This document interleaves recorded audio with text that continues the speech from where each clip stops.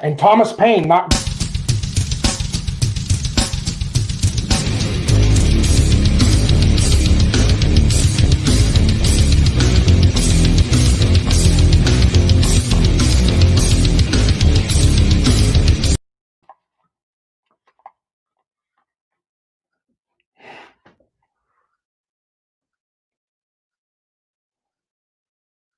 Pretty well.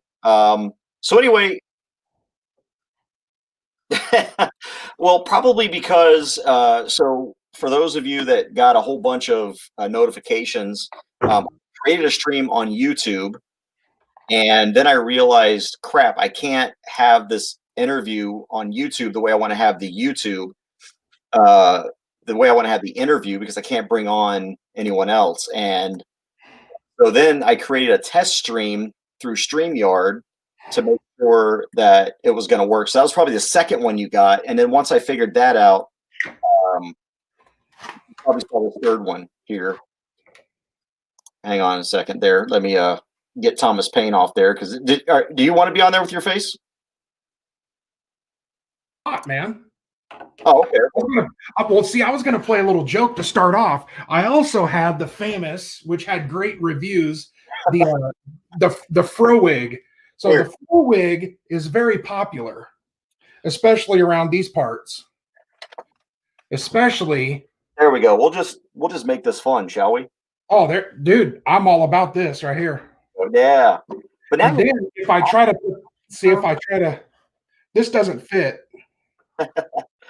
All right. Well, we're gonna have Chris Taylor Brown on here pretty soon. He just sent me a text and let me know that they're going to be a little bit behind because he's got to go and drop off a master tape real quick, and so he's just a few minutes behind. But we wanted to get the video started and kind of let you know a little bit about what we're doing and who we're talking to. So we're going to be talking with Christopher Taylor Brown. If you haven't heard of the band Trapt, go and check them out. Trapt.com is their website. Obviously, they're pretty much everywhere. Their big song way back in the day was Headstrong, and that's when I got into the band, was on their main when their first album came out. Okay, he says ready to go.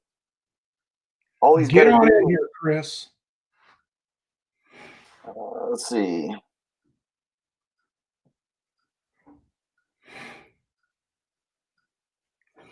You might end up having to take that off. I can see pretty well. Nice. Yeah, I'm going to have to order one. Oh, you know what? I might have to did I have to friend you to get you on? No. No, you just sent the link and that was it. Okay. Let me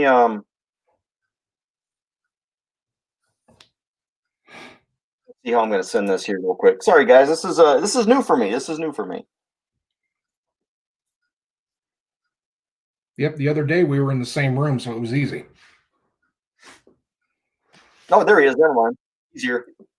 There he is. All right. There he is. All right, we got it all here. Let me take my mask off because we're just being goofy right now, Chris. Can you hear us? Yep. Okay, great. Yeah, so appreciate you coming on. And I know I'm not a podcaster. I'm an activist. I just have a channel, and we don't have cool graphics and all that. It's gonna be a great free-flowing conversation. We appreciate you coming on and talking to a bunch of nobody. I'm gonna try and fix this to where y'all are a little bit bigger. Let me see if I can. There we go. That's a little bit better. What's this one? Trying to make it somewhat equitable here so that there we go. I think that was probably the best one. All right. So what I wanted to start with really quick. So for those of y'all that are watching out there, you can comment. If you have a question, just type it into the chat room. Chris, you can probably see that too, but I'll ask you those questions so you don't have to worry about that too much. But wanted to talk a lot about, you guys have, well, first of all, welcome. Welcome to my channel. There we go. Thanks for having me. So I wanted to talk about your latest album first. There are several things we're going to talk about, some of the controversies as well, but I don't really want to focus on that so much. But we will end cap on what's going on and how social media is trying to cancel culture you just like they've cancel cultured me and Thomas Paine over there. But when it starts happening to bands, anyway, we'll get to that. And I want to let everybody know that's one of the reasons why we wanted to bring you on, is because you would think that music is the ultimate expression of free speech. It's how for generations man has expressed everything, emotions, views, politics, whatever. And it's all fine and well when that expression is acceptable to one side but not acceptable to another. But let's talk about your latest album first of all, and talk about you.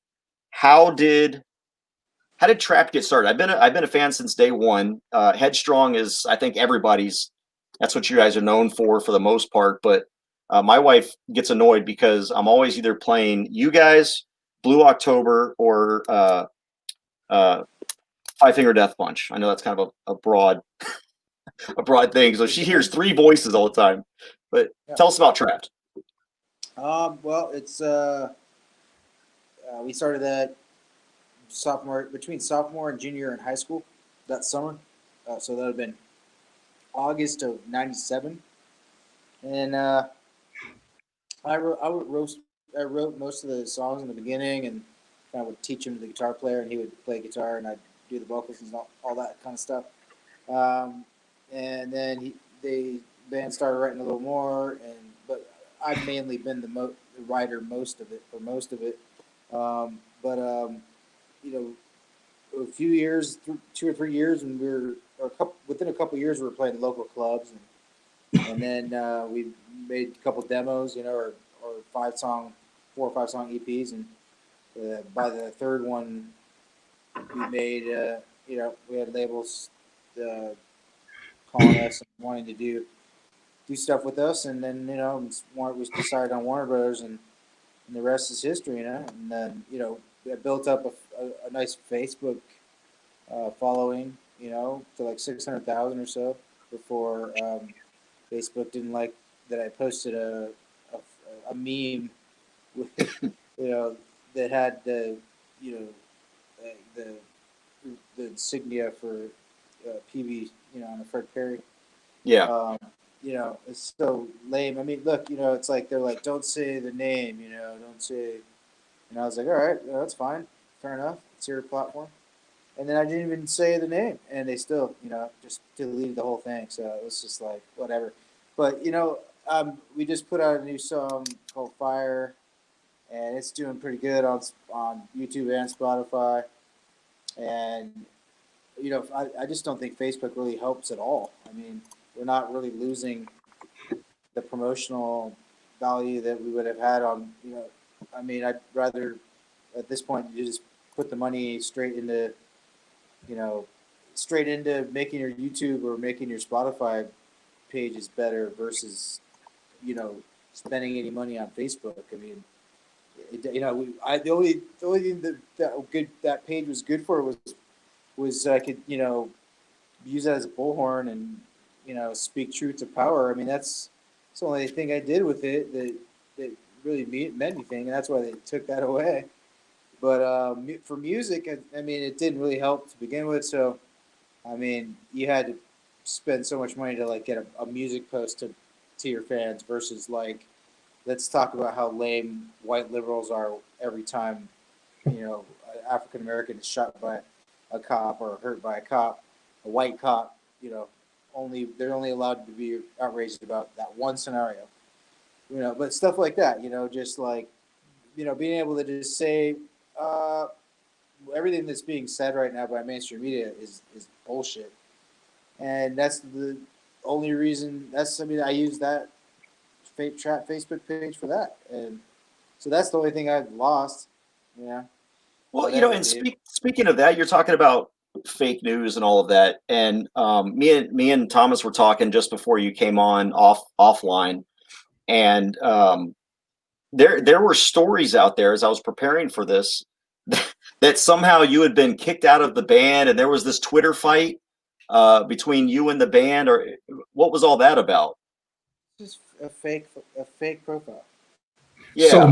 So metal.net is fake. It's satire. You mean there's fake stuff on the internet about you? I know, right? It's just Yeah. it's fake. Who would have thought that, man? Holy shit. Yeah, there's no, there's no way that I could get that I wouldn't be making the decisions for this band. So, Yeah. Yeah, I thought there's no way this is true. First of all, Chris probably would have told me about it.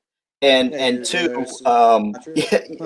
it just I couldn't find anything else except for this one website and then a mention from another that but now so Fire's freaking press, yeah. Now Yeah. Fire's not on your last album. So is Fire when I listen to it, is that a reaction to everything that's going on right now? What's been happening to you guys for the past few months? That song was on our deluxe version so the people who bought the physical signed album, Fire's on that one. So it's toward the end. Okay, Yeah, it's probably on my CD, which is in my car. Yeah, we just hadn't released it to Spotify or iTunes or the video for it or any of that. So we waited until after the election for that kind of stuff. So, but it's doing good. Pretty happy with it. And where do you get? I was listening to your songs, and I'm a guy that I just like good music. I don't really pay attention most of the time to the lyrics. I mean, there are songs that touch me personally. Sometimes it's the music that touches me. Sometimes it's the lyrics that touch me. But I don't listen to a song and go, "Gee, I wonder what they were thinking or why they wrote this." But as I started actually over the past few weeks, really listening instead of just enjoying it, just listening to it and trying to break it down. I got this weird idea. I was like, Chris, are you like the metal or rock version of Taylor Swift? Are all these songs about bad relationships? What? Well, it seems like, I mean, you've got a lot of really emotional. I mean, your songs are very emotional. Do they come from your personal experience? I mean, that was a joke about Taylor Swift. You're nothing like her. She's a dumbass. But I'd say they're half are like headstrong and half are like Echo or Who's Going Home Tonight. Okay.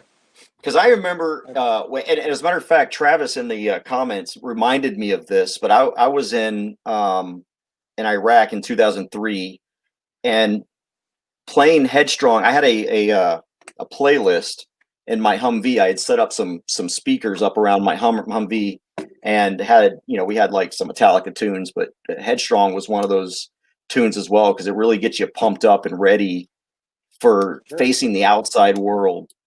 And all of that. So how has speaking of music, before I move on to the touring stuff, your song Come Together, it's got a great message about resiliency, I think, of America. Yeah. And I'd like you to talk a little bit more about what went into writing that song, because it's a very I guess it's a pep talky type song. I mean, it's really helps you feel good about being an American. Yeah, I was a big fan of what Anomaly was doing with news and educating people on what the mainstream media wasn't talking about and how they spin things. And I also liked some of his music too. And so I just thought we should link up next time I was in LA, and I just so happened to be going to LA, and we linked up and we decided we should make some music together. And then Brendan, our guitar player, and we were writing music for some trap stuff, and we made this one beat that I felt was perfect. Or I just sent it to Anomaly, and he really liked it and put together the raps real fast and within like a day or two. And I was in LA again, after I sent it to him, and I just wrote the hook and I had like an idea of it for like a week or something like that. I was playing with it, like thinking about what I was gonna do. Well, I only had the first two lines, and then when we went in there, he started laying down his rap, his verses, and they're really good. So just kind of put the heat on me to bring the heat. And so I wrote the rest of that hook in like 5 minutes. It just came out. So that came out. And really you can cool. tell because this video, it was great. Yeah. the way that you two interact on that song, it's very fluid and natural. It doesn't seem like something that was overproduced, overthought into. It really came out and meant something. Yeah, no, And yeah, for sure. It's like it's very organic song, I think. yes. For So sure. you've got this great music, and are you guys able to tour now that all this COVID nonsense is going on? Have y'all had to pull back on that? I don't think that it's really opened up yet for anybody Yeah. in the major cities. I don't know. So as a band, and this is just a curious question. I mean, how does the current state of things where you can't necessarily tour, we're in a situation where I'm sure bands don't make a lot of money through digital music anymore, you know, because it used to be that you had to sell CDs, and now all these Apples and Amazons. When you do like close to 5 million streams a week, you make a lot of money from that. Okay. But you've got to get up to like 5 million though. That's the new normal. We get close to 5 million streams a week across all of our songs. Yeah. Yep. Awesome. So are you guys looking forward to getting back on the road? We're lucky in that regard where we didn't have to tour last year. You know, I mean, it definitely sucks not to be able to. Yeah. But we didn't have to. Okay. One of the things, so while you guys were in Cincinnati, I think playing some gigs out there earlier last year, we'll get into the Proud Boys aspect of this, and is that when you joined, or what kind of attracted you to that?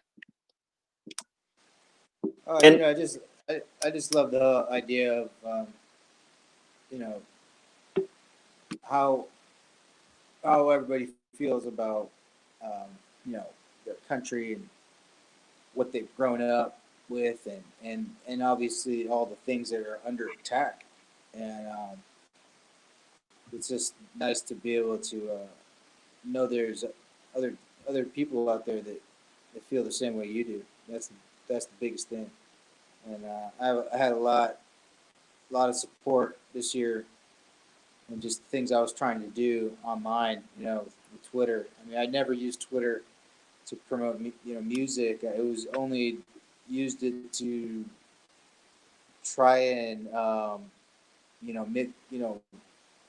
bring another side to the echo chamber over there, you know, and you know, just kind of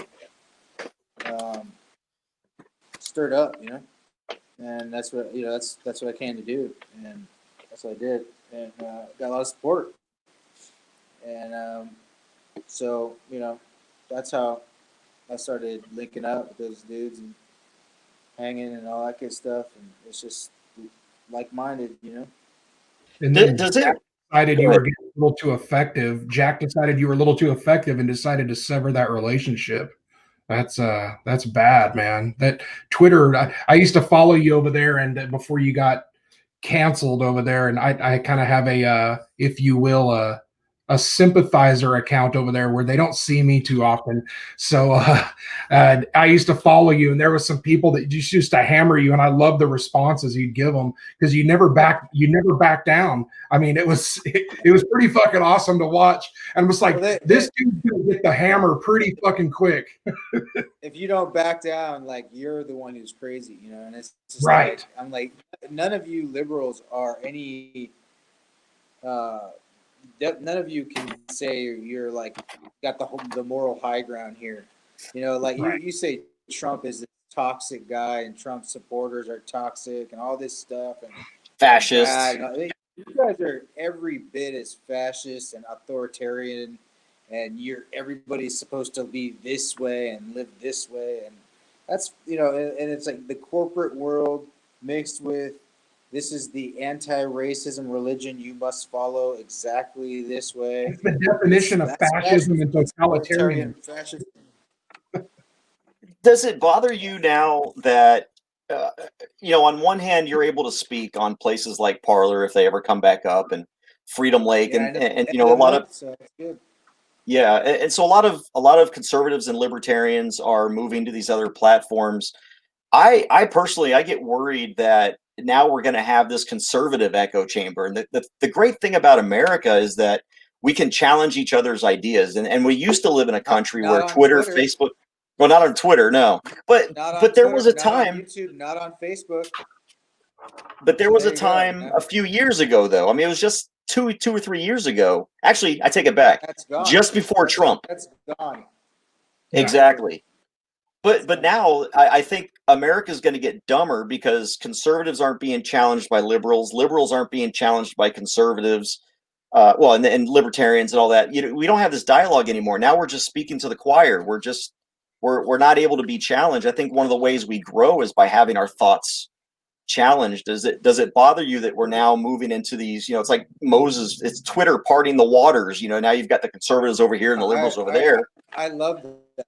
I love it because I think the right, in general, have been cowards and have. Oh, I agree. You know, it's like they should separate themselves and say, I'm done with this Facebook, Twitter, YouTube. I mean, like whatever. I'll keep Trapt's music on YouTube. You know, I mean that's fine with that, and it's all good to, you know, have music and entertainment and escape from all crazy politics. That's no, you know, I don't have nothing against that, you know, and but there's so many people that are awake as to what the real reality of who runs our country and the lengths they'll go to keep themselves in power or to get someone else out of power. We we know it all now. I mean, there's no innocence anymore. It's like the veil has been lifted and it couldn't be more obvious to at least myself. So, you know, anybody in our position needs to just go to Parlor when it opens up again at the end of the month. I think that's so fucked up what Amazon did, like give them 2 days. Like screw that. I mean, they should have to pay millions of dollars in damages, for fucking with the momentum that Parlor had, that they were going to get another 10, 20 million users. Then Trump would have gone there, the whole thing, man. So they're gonna have to pay up, and that'll be a nice little startup capital for Parler going big. But either way, that's just gonna happen more and more of those platforms. And it's like it's not echo chamber; it's preserve your culture, or it will die. Yeah. So That's a good way to think about it. Absolutely. Yeah. I guess on social media and preserve your culture, or it will die. I guess my problem is I like pissing off liberals, and I can't do that when I'm on a conservative site and they won't let me on a liberal site. Yeah, I just like those people are empty, lost. I mean, what are they gonna do with themselves with no Trump? You know, Trump playing golf every day, not giving it, just doing his thing. Well, they fight each other. They like a year. Yeah, they fight and eat each other, and they have no problem doing that. We've seen it down here in Texas firsthand. They have no problem with cannibalization, and it's fucking awesome to watch them do it. Yeah, now that they don't have us to fight, they're going to fight each other. I know I did all I could, this year all I thought Trump was great for was because he was going to work on the trade stuff so that and try to reverse all those jobs shipped over to China for 20, 30 years. That's the main issues that America has, and it trickles down to all the way to from the manufacturing jobs to all the jobs that are below those jobs. So for China's poor to live better, the U.S. middle class had to suffer, and that will continue to happen under Biden, and because all those Biden people in the establishment, they all had their investments in China. They've been investing in China for 30 years, and Trump wanted to reduce that and reverse it.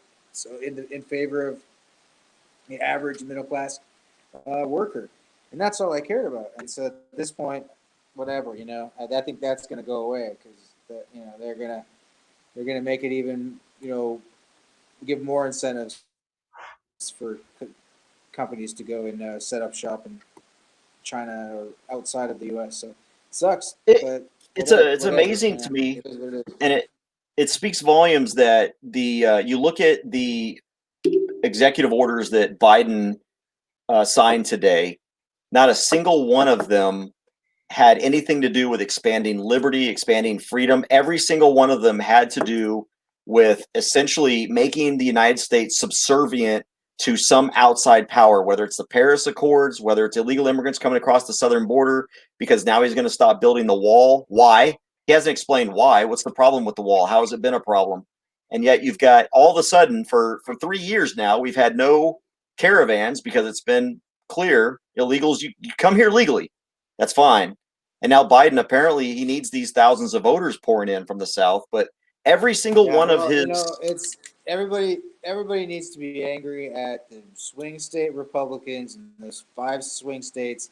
They had the majority in their state governments, and they were cowards and they didn't do shit. So it's those 5 majority Republican swing state governments, those 5 states that fucked everybody. So yeah. The Republicans are just cowards, and it's like I don't call myself a Republican anymore. I'm done with that. So I'm just a pro-America first guy. I mean, Absolutely. I want to see what good stuff happened for my fellow American citizens before anyone else, which is unbelievable that that's like some kind of a controversial stance.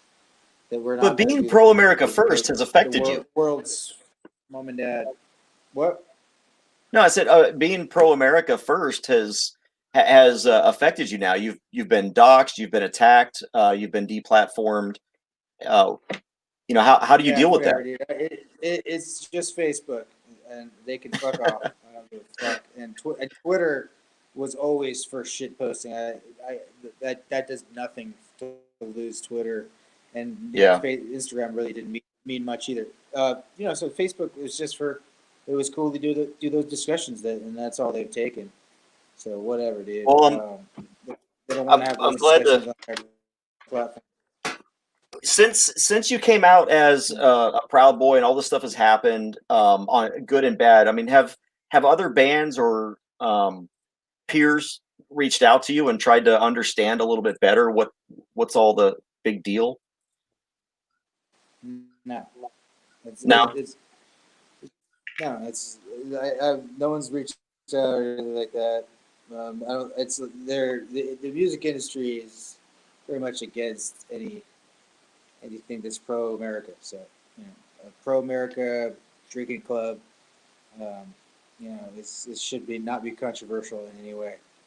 Exactly, a men's drinking club that stands up to violent leftists. I mean, well, and they don't even stand up to. More than anything, we're just literally like guys who celebrate, what it is to be American and the culture that we've grown up with and all that kind of stuff. And you know who you're hanging with when you go, when you're having a meetup. Exactly. You're gonna have a great time. And I can't wait for GLG. That's gonna be amazing. Oh, you got that coming up pretty soon, man. You got that coming up pretty soon. Yeah. Yeah, that's coming up pretty soon. You guys have something like that, right? Like Oh, we got something coming up. We'll have to hit up offline. We got it coming up here in the next within the next couple months down here. And if you're not here, then we're gonna have a discussion about that. Yeah, man. So yeah, I want to do as many events for just MAGA and PB and just just celebrate what it is. It was great. At least we got 4 years of Trump. We could have not gotten any. I can't believe we didn't even got that. So we could have had Hillary. Exactly. People need to not be too bummed out and just and still celebrate what we got. And I think that's the best thing that the right can do is gather, do events, do concerts, just get together. And anytime we get together in a group of people, that's a big middle finger to. Well, just party, getting together and just being dudes, man. Just getting together and being fucking dudes. That's what this club was built around. I love it, man. That's my favorite part of it. So that's I hope that it just it just keeps growing with more importantly, just that there's not like this white supremacist. No one's even It's far so much right. bullshit. It's There's like no. it's like When I hear that, it's so much bullshit. It makes me laugh. It makes me the laugh far every time I right. hear The that. far right is like the Bundys. That's like Yeah. I don't know about you guys, but I'm not gonna like live off the grid. I'm not gonna live Well, I on the want forest. to, but I'm not there yet. So it's like I'm not like far right is like when you seriously are, you're like you're like completely off. You don't want any government, you're like completely anarchist and all that kind of stuff. So it's just so annoying. It's The so amount bad of to just want the lies. government to leave you alone. Yeah. Okay, I'm gonna let Thomas ask a few I'm questions. so happy like there was barely. I'm so happy that there was like maybe like a few Proud Boys that went to DC during the 6th, because that could have been bad, Oh yeah, So that was you dodged a bullet right there. yeah, no shit. That's all right. So I got a couple of let's see of the, because you haven't been in with the organization that the organization Proud Boys. You haven't been with the organization all that long. So but you should know some basic stuff. So I'm going to ask you some shit posting questions that you should know and that should bring a smile to your face. And for our viewers that are on here, if they didn't know about our founder, get ready, buckle in, because you're about to find out some real cool shit about our founder, or some not so cool shit. Okay, so the founder of the Proud Boys is who? Gamma Guinness. Okay. If I had a bell right now, I'd be going. Wait, ding, it's not ding. Joe Biggs? Correct. Watch your mouth, Grisham. All right. So, okay. So Gavin used to have a show, and he still does, Get Off My Lawn. It was a lot bigger back in the day. So this is a true or false question. True or false? Gavin shoved a butt plug in his ass live on Get Off My Lawn. I know that he shoved something up his ass. I don't know. I thought was it in a dildo? Well, he shoved a foreign object up his ass. Yeah. Yeah, Yeah. So he definitely did that. okay, so for a bonus point here, Chris Taylor Brown, what flavor do you think that object was? Ooh, I have no clue. Great. The answer is always maple syrup. That's what all Canadians love. They love maple syrup. Come on. That sounds amazing. So everybody I've talked to that knows who you are, that's in the organization, they fucking they talk good about you. They love you. And whenever after everything's said and done, me, you, and CJ, we were texting there a few months back. I think it was in November. I'll give you the details on an event that's coming up down here in Texas. So I'll fill you in on all that. We'll get you linked into that. It'll be widely attended. So we definitely love to have you there. But so this next year, so you said something a little while ago, and I'm going to pivot off of Proud Boys here. I'm going to go back to politics. So you said, and I agree totally, and I know CJ probably does too, the right side of the aisle, political aisle, they're completely fucking worthless. You can't depend on them for shit. So especially these 5 swing states like Arizona, I mean, should have never went blue. It should have never happened. How do you They didn't. It was cheating. Right. But how do we hold with our pussy politicians that are in office? Like, we've got 2 politicians here, and people outside of Texas have a hard time understanding this. Ted Cruz, a lot of people in Texas don't have a very good sense of Ted Cruz. We don't really particularly care for Ted too much, let alone John Cornyn, our 2 senators in DC. How do you hold these people accountable? What can we do to hold them accountable? I mean, well, aren't you guys happy that Ted Cruz, at least he stood up for? There's some issues here in the election, and the whole thing is just, it's not enough. There's not enough cheating that it's going to overturn anything, and so that's where we're at, and that's what everyone settled on. So I mean, it's like, cause it's so funny. They kept moving the goalposts. It was like it was no fraud, no fraud, Right. and then it was no Yeah. widespread fraud. So it's like, well, then at least And then there's not enough fraud to overturn. Let's go nail the people who did freaking commit fraud. So at least one lady got nailed in Texas, right? Some lady. Yeah, just recently she got arrested. Yeah, We've actually had about half a dozen that I know of so far. Yeah, they gotta deal with it, all of it, so that there's no more cheating. Like otherwise, no one's gonna vote. Well, the problem is they dealt with it in Texas, a state that, we don't put up with fraud. They're not dealing with it in places like Pennsylvania and Georgia and Michigan and Nevada and Arizona, these swing states. And that's where they need to be dealing with it. Now we need to be dealing with it everywhere. I got a few questions for you from our chat room that some of our viewers wanted to ask. First of all, like, since we're talking politics, what were your thoughts on this vaccine? I'm not going to take it. And then got a guy says, "What's up, Chris? Love Trapt. Met and done security for you guys several times. He was a head of floor security for WQLZ local radio station there in Springfield, and so just wanted to say what's up." And very cool. So yeah, a couple of vaccine questions, and that's people are just rapturing listening. I don't want to monopolize a lot of your time. One of the things I failed to do was ask you how much time you had tonight, and so I don't want to just keep you on over and over and over and over again. But what I do want to find out is what's next for you guys. You mentioned something just prior. The reason you were a few minutes late, I don't want to say if you didn't want to, but do you have something in the works coming up? Oh yeah, we got a song called Pride coming that is pretty badass. Definitely, I think the idea of pride is pretty universal. It's crazy that we've got school systems that are actively trying to teach kids like not to have pride in anything, Mm-hmm. and that their country, and not to be too proud of themselves, not like to make sure that they don't that everybody's inclusive to the point where even like the boys are being taught not to be as aggressive, and it's just like stuff like that. It's tough to see all that, and that's that culture thing that hopefully the West doesn't lose.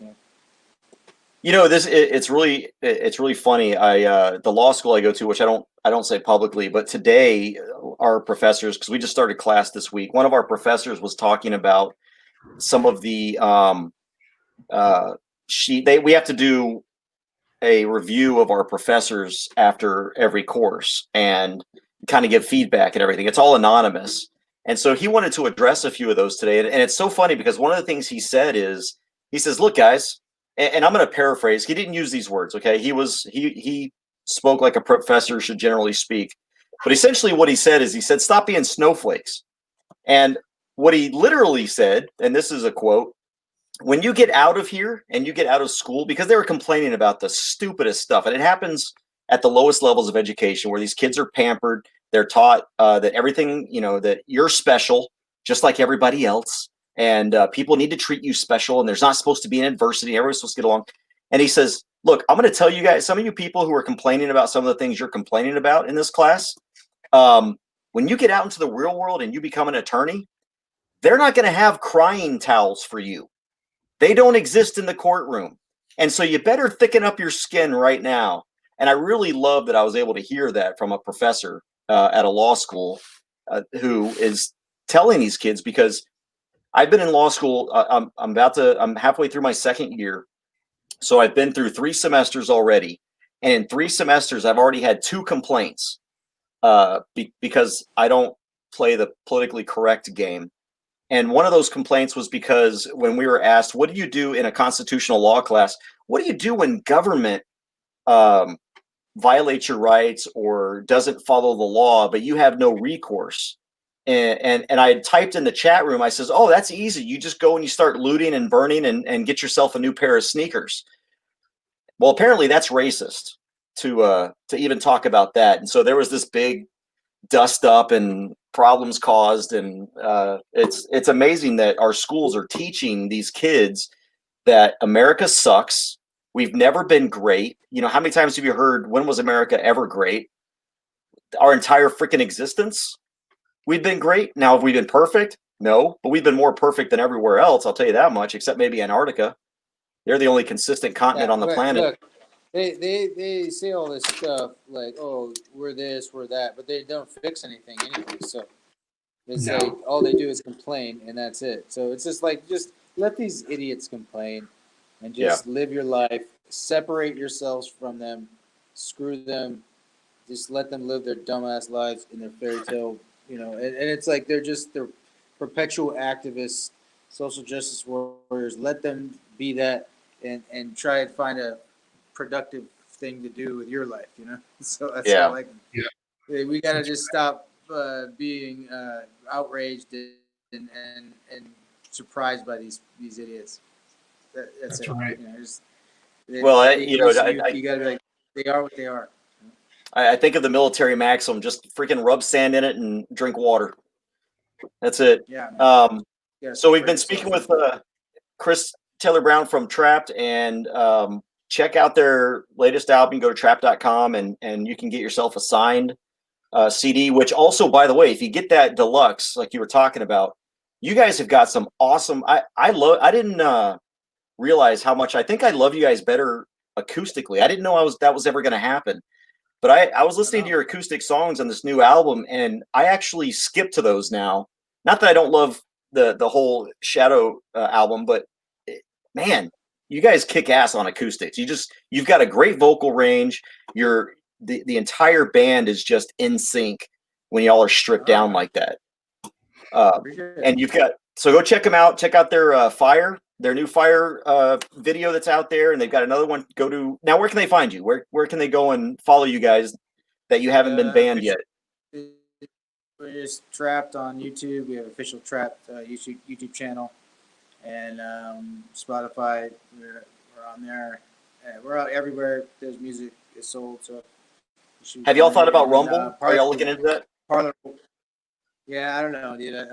As long as I don't think I'm going to worry about Rumble at this point. But okay. Parlor comes along, and they're supposed to be back up by the end of the month, so that's going to be great.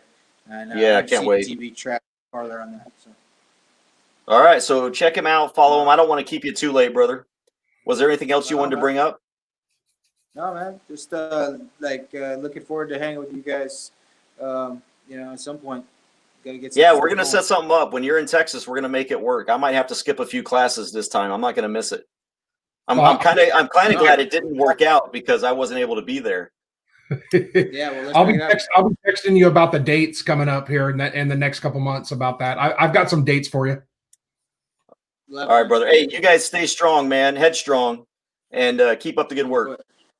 All right, brother. Thank you, man. Later. All right, guys. That was Chris Taylor Brown.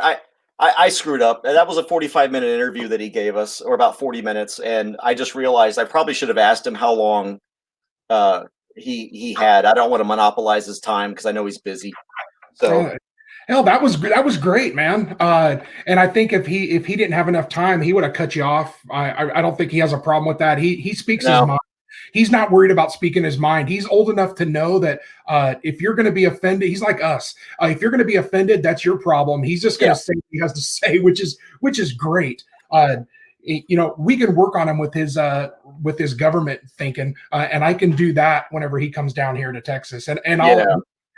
We've still got his number too, and I can text him about all that other stuff. But yeah, that was a really good interview. He's a really down to earth guy. He's a really down to earth guy. This is a big rock star, you know. I mean, the dude's not a nobody. And I'm only 4,999,995 hits away from being right up with him. So he can eat a dick, is what he can do. 5 million streams a month. I don't even think I've had that my entire YouTube time. I don't think I've ever talked to anyone that's ever had 5 million streams a month. And what's great about him, you know, he was supposed to last month we were trying to make it work. He was going to come down and he was going to play for the Proud Boys. They were going to do a set because he was in the state. Yeah, and 80. Yeah, and the problem was we just happened to have linked up at almost the worst time possible. We were under a huge time crunch, and the only reason it did not happen is because we couldn't find a venue for him in enough time. And he was willing to play, and literally, guys, he was willing to play in a broom closet just so he could drink beers with just people who just wanted to hear them sing. He didn't even need a stage. He told me, guys, I don't even need a stage. I'll bring my own equipment. Just have beer. That's all you need is beer, and I'll play for one person or 2,000 people. It doesn't matter. It's not, this is way, I don't quite know what it is, but it's way more than money or fame to this guy. It's kind of like, let me just go out on a limb here. It's a passion to this guy and the rest of the group. It's a freaking passion. And we're still working on trying to get him back and making all that work at some point here in the near future. Hopefully it's when I'm back, but maybe during spring break. I'll have to give you my spring break dates, and dude, I'll freaking hitchhike my way back to Texas for that. We'll definitely be talking about that because you're almost right on the money. Yeah. Okay. Gotcha. All right. Well, hey everyone, thanks for joining in. We should plan something here in the next week or two, pending, exams or, how many papers you've got to write next week or in the next couple of weeks. Yeah, I'm telling you what, thankfully I don't have class tomorrow until 3:00 in the afternoon because different things have changed. Well, and I sure have it at 3 I'm going to be up all flipping night just trying to catch up. Law school, the first week, I'm telling you, they try to kill us. At the beginning of every semester, they try to say, okay, let's just kill them right now so that they don't give us any trouble the rest of the semester. They're scared. So it's like SEER school through books. Oh my gosh, yeah, it's like SEER school every day out here. And look, this is my favorite book, and it's also I think it's the thickest book we have. This is constitutional law, and it should be thick. You wouldn't think so, but what's interesting is look at this. This is the book on constitutional law right here. It's about how many pages is it? It's 1,800 pages. I think I know what you just grabbed in your other hand. And this is what it's based off of. Right here. We have way too many damn laws in this country. There's something wrong with this. Just horrible. Because you can't carry that big red one in your cargo pocket. No. It's just amazing how the courts and the legislatures and Congress have slowly eroded away this. And by the way, I know this looks new. This is one of the copies I give away. This is my Constitution. I carry this everywhere. It's dented. It's got highlights in it. I know this thing front, back, and sideways, and I carry this everywhere I go. But in case anyone ever asks me, hey CJ, because as a matter of fact, some of my professors have said, hey, if you need a Constitution, go see CJ, because I carry them. Yeah, a bunch of Heritage. Yeah, I think at one time Heritage sent me like 500 of them. I'm like, what the hell is this box from Heritage? There's Constitutions in there. I'm like, holy crap, that's a lot of Constitutions. Yeah. Let's see what's going on in the chat here. If anything, when you love what you do, you never work a day in your life. So true. That is so true. And you could just tell Chris is so laid back and he's just passionate. And when I monitor Twitter, I get on Twitter just to look at stuff every day. And the way he used to, the left used to come at him on there. They were just vile. My gosh. And then all he would do is respond. He could even say, well, anytime you're ready, to a threat. He could say that. And next thing you know, his comment was gone.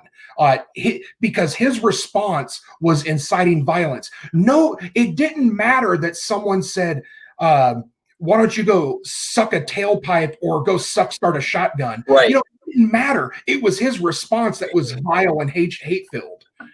But he just battled with these guys. And like he said it perfectly, this is what Proud Boys are the best at. If nobody understands shit posting, we can shit post with, oh my gosh, everybody. You don't want to shit post with a Proud Boy because they will wear you out. And especially if you get one that can drink all night it's over with. Just stop. Just don't do it. And they don't reserve that shit posting just for people who aren't Proud Boys. If you're a weak-skinned Proud Boy, you won't be a weak-skinned Proud Boy for very long. No, and they'll hit you with the good shit right off the top. They won't gradually ease you into it. That's right. I mean, they will stick the whole fist in there before they even like just wet the finger. All right, stop giving your wife so much info. She already knows the shit that I talk about. Yeah. But anyway, hey guys, what I'll also ask you out there, for those of you that are watching, is there another, I'd like to do some of these interviews because I think they're fun. I'm not a journalist, and I like to talk to people like people. I don't like to kiss their ass, and I only like to talk to people I respect, so I don't have to worry about, douchebags. Although I'd really like here we go. A Proud Boy is like a gay pride thing, right? Yes, that's correct, Fishy Fish. Yes, but we do the gay sex way better than any gay guy can. Better, yeah. Better. Our gay pride is better than your gay pride. Gays end their pride, their straight pride marches, because ours are so much better. There ain't no gay pride like a Proud Boy gay pride. Oh, none. We take hashtags. That's how gay we are. We don't even need rainbow flags to have pride in our gayness. No. We turn that shit inside out, literally. Yeah. All right. Well, hey, Thomas, thanks for coming out and being with me today. Keep up the good work and keep in touch with Chris and figure something out and let me know. Tonight. And I'm going to be working on Last Wills and Testaments. Oh, I might need that if my wife sees this video. All right. Hey, y'all. Zafarius Collins, and he's a good dude. I think his name is Chris too, but I won't say his last name. But he's asking how do I sign up? How do I become a Proud Boy, especially now? Because tell us what's going on with Proud Boys right now with membership. Well, right now, if you go to proudboysusa.com, it's going to reroute you to St. Jude. So there's a big update coming with Proud Boys right now with the website. What you can do is right now there's a freeze on membership. There's a freeze on any vetting and everything. Everything is just kind of in a holding pattern right now. As far as even with our chapter, first of all, every chapter is autonomous, and there's nobody that answers to anybody. We do our own thing. Every chapter does their own thing. We don't answer anybody. So, like with ours here, we have a vetting freeze right now. So the only way that you can even talk to anybody in the chapter about membership is if you actually know somebody. If someone in the club can actually vouch for you. So that would be the only way. So one way that you can do that is you either email CJ or you can email myself. My channel is Proud of Your Freedom. My email is in there. CJ's email is probably in his about or in one of the descriptions of any of his videos. You could email us and just ask for more information and we'll reach back out to you. And we can fill you in rather than bogging down this video with all this minutia stuff. Yeah, and what is this? Brent Smith from Shinedown's a pretty cool guy, so maybe I'll have to reach out to him. But I would love to get Brent because I love Shinedown. Man, one of my favorite concerts was Shinedown and 3 Days Grace, and when they came to Belton not too long ago. Oh, man.